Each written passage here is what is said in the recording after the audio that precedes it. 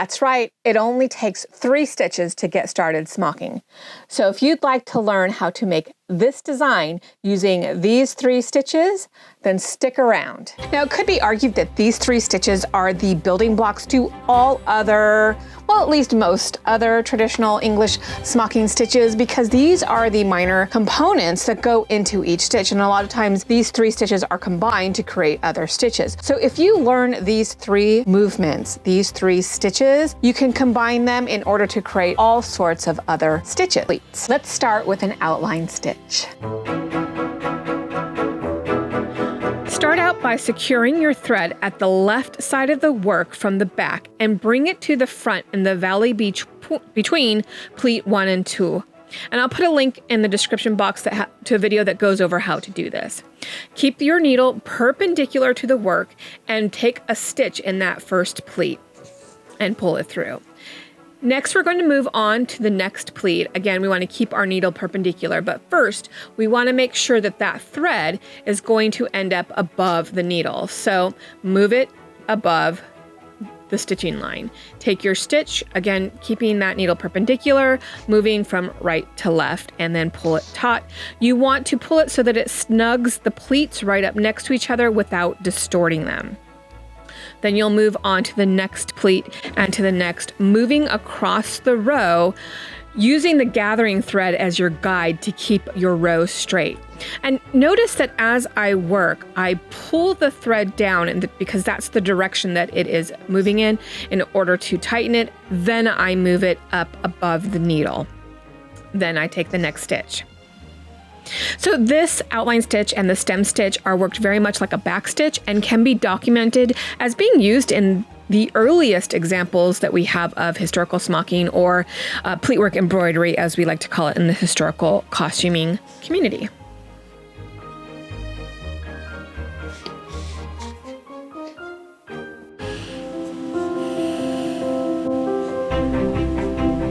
The stem stitch is worked very similar to the outline stitch, with the difference being the position of the thread in relation to the needle. So you're going to start out in the valley of the first pleat, taking your stitch as before from right to left, but this time you're going to keep the thread below the needle.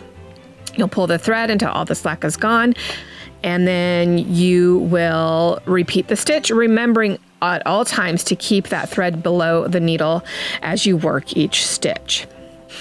Again, notice that as I pull the thread taut, I'm being careful not to warp the pleats at all, and I am pulling it in the direction that the thread wants to go, which is up, before I move it down before taking my next stitch. Again, it's really important to do this in order to maintain control over your thread as you work.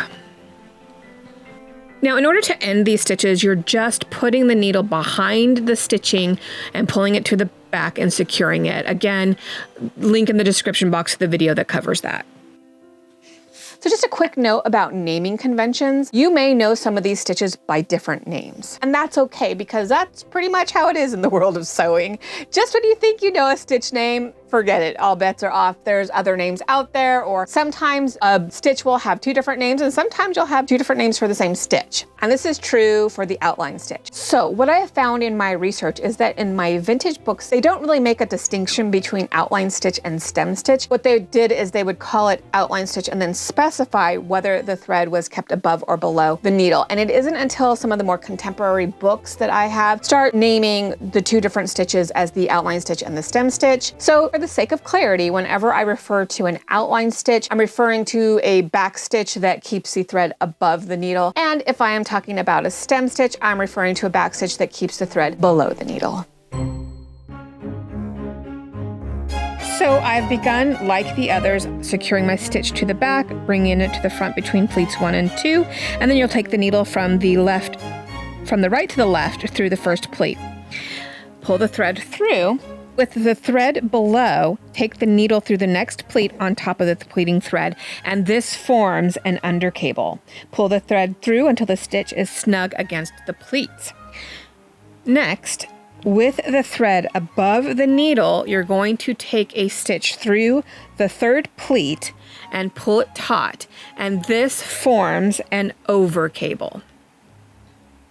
Pull the thread through, and then moving on to the next stitch with the thread below, take the needle through the next pleat, pull it snug, and this forms your next under cable. You'll see that these movements are exactly the outline stitch and the stem stitch alternating. So whenever you're taking an outline stitch, you're forming an over cable, and whenever you have the thread below the needle, you're forming an under cable or a stem stitch. Then you'll just continue alternating these stitches across the row, following that gathering line until you reach the end, pulling it to the back and securing it as usual.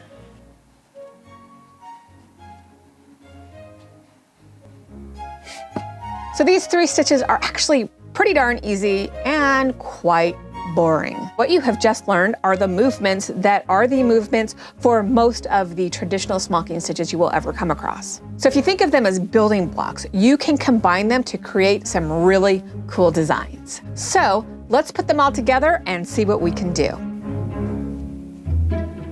The wheat stitch is formed by working outline stitch and stem stitch close together. So I've already laid down a row of outline stitch, and so for this next row, I'm going to make sure to start it directly below that first row of stitching. I'll go in as usual, starting out in the valley of the first and second pleat, starting through the first pleat, and then working my way across the pleats with that thread kept below the needle, pulling each one taut as I go. And I'm taking care to make sure that I am placing those stitches right below the previous stitches. And I'll end the row in the usual manner. And you can see it creates a braid-like stitch that is very similar to the head of a wheat stalk, where it gets its name. And from here you can continue alternating outline and stem stitch in the same or different colors. Complete 1 row of cable stitch, then you're going to begin a second row just below it. Start this row by bringing the thread up through the valley of pleats 2 and 3, and then take your first stitch through pleat 2. You're going to want to do the opposite cable of whatever you started with on your top row. So since my top row started with a low under cable, I, for this row, started with an upper cable, then I'll do an under cable, and so on and so forth, just like any other cable stitch. So just keep alternating between upper and lower cables until you complete the entire row. Now, note about this stitch is that this is one way of doing the stitch. There is another way that creates more of a blocky appearance, where you start a half a step before the line of stitching, so it makes the lines of the cable touch each other. They're almost like they're kissing each other. It's just a different look, but I prefer this look. I like the openness, and I like how it creates little diamonds across the row. When you reach the end of the row, end it in the usual manner by pulling the thread to the back and tying it off.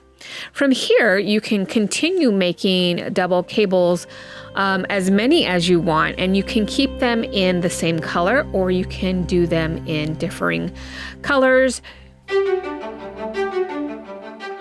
These little flowers are formed over 4 pleats, and they are formed by working the cable stitch.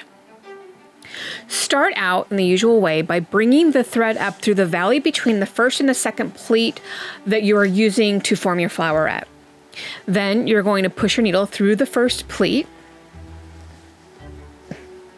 Then, keeping your thread below your needle, take a back stitch through pleat 2. Next, we're going to keep the thread above the needle, and we're just going to go right straight through pleat 3. Now, again, we're keeping our thread above our needle. We're going to start out by going through pleat 4, but we're going to angle down a bit, and we're going to go through pleat 3, then through pleat 2. We're going to bring our needle out through pleat 2 just below our first stitch.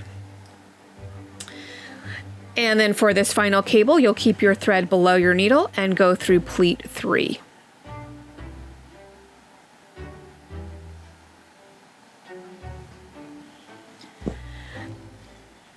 And then you'll just end off by pushing the needle through the center of the flowerette and bringing the thread to the back. And then if you're spacing your flowerettes 4 spaces or more apart, you're going to want to tie off and secure them after each flower because you don't want to float the thread over that many spaces.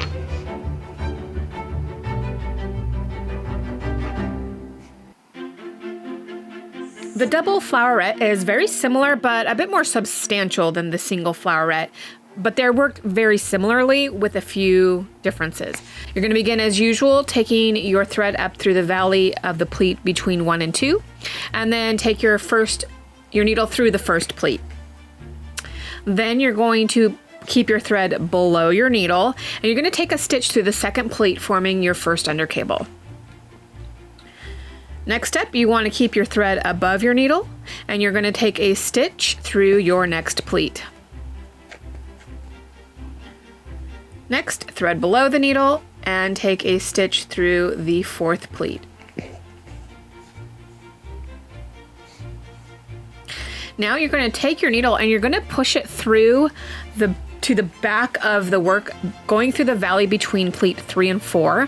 Then you're going to bring it back in through the pleat 1 and 2. Just below that first stitch, and you'll pull it through. And then you're just going to take a stitch through pleat 1, just like you started out, taking a stitch through pleat 1, then the thread above the needle this time. You'll take your stitch through pleat 2. Then with the thread below the needle, go on through the next pleat.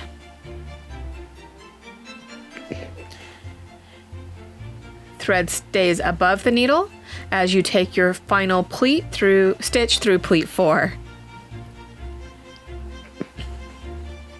Then you'll end off by pushing the needle through between pleats 3 and 4 underneath the stitching to the back, and you'll tie off just as you did with the single flowerette.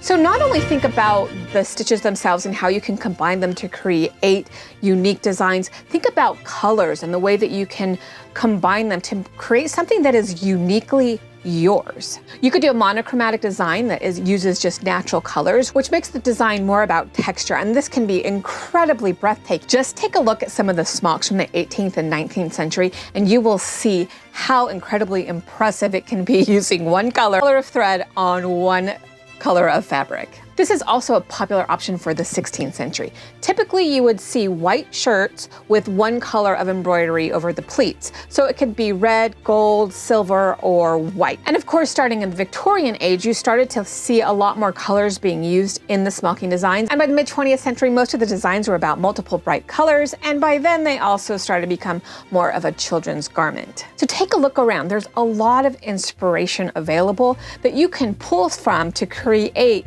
your very own smocking designs. This is a contemporary stitch that you can work in a single color, or you can do, as I'm doing here, in 2 colors. You're going to start out by laying down a row of cable. Then you'll begin a second row of cable just above the first, and start out in the valley between the first and second pleat, taking a stitch through your first pleat. Then with the thread below the needle, move on to your second pleat. And lastly, with thread above the needle, take a stitch through your third pleat. Then with the thread above the needle, push it through the right side of the fourth pleat. It goes behind the base row cable and emerges on the left side of the same pleat. Hi, Editing Lelena here. So as I'm editing this, I noticed that I went completely out of frame as I was filming the lower portion of how to do the stitch. So I'm just going to jump forward to the next time I do it so that you can actually see what I'm doing. And I just want to let you know because you're going to notice the continuity errors. So without further ado, let's skip forward. Now that you are on the bottom side of the original row of cable stitch, go ahead and take your thread above your needle and take a stitch through your next pleat. And then you'll keep your thread below your needle, taking a stitch through the next pleat.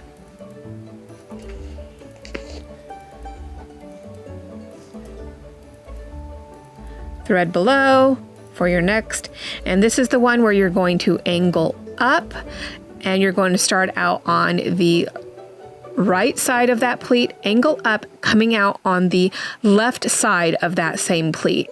And something that really helps me out is that there is always 2 free pleats between each set of picot stitches.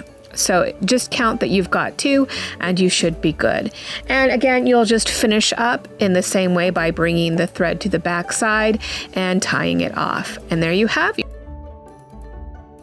So if you'd like to learn how to use these stitches to create waves and diamonds, check out this video here. And if you'd like to see how I use some of these stitches to create a 16th century apron, this is the video for you here. Happy stitching, and I'll see you in the next one.